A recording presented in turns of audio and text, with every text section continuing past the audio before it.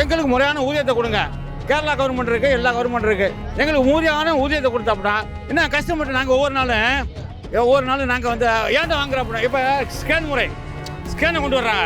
ஸ்கேனை கொண்டு வந்துவிட்டு அதில் நினைச்சிடறான் எதுவும் இல்லாமல் போட்டுவிட்டு நீட்டாக இது கொண்டு போகிறான். அவன் போட்டு எதில் போடுறான் அப்படின்னு சொல்லிட்டு ஒவ்வொரு நாளும் மன உளைச்சலில் இருக்கான். அதனால் சம்பளத்தை மட்டும் உயர்த்து கொடுங்க. நாங்கள் 5 ரூபா வாங்க மாட்டோம். 5 ரூபா வேணாம் எங்களுக்கு.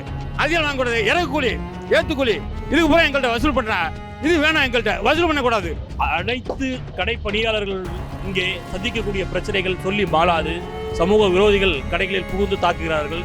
நேற்று கூட கன்னியாகுமரி மாவட்டத்தில் 6 பேர் கடைகளுக்குள் நுழைந்து பணியில் புரிந்து கொண்டிருந்த விற்பனையாளரை வெளியே இழுத்து போட்டு அடித்து அவருடைய கழுத்தில் இருந்த 8 பவுன் சங்கிலியை அறுத்து கொண்டு சென்றுள்ளார்கள். இது போன்று பல பணியாளர்கள் தாக்குதல் தொடர்ந்து நடந்து கொண்டிருக்கிறது. இது போன்ற எந்தவித பாதுகாப்பும் இல்லாத பணியாளர்களை பணி நிரந்தரம் செய்து அரசு பணியாக இணையான ஊதியம் வழங்க வேண்டும் என கேட்டுக்கொள்கிறோம்.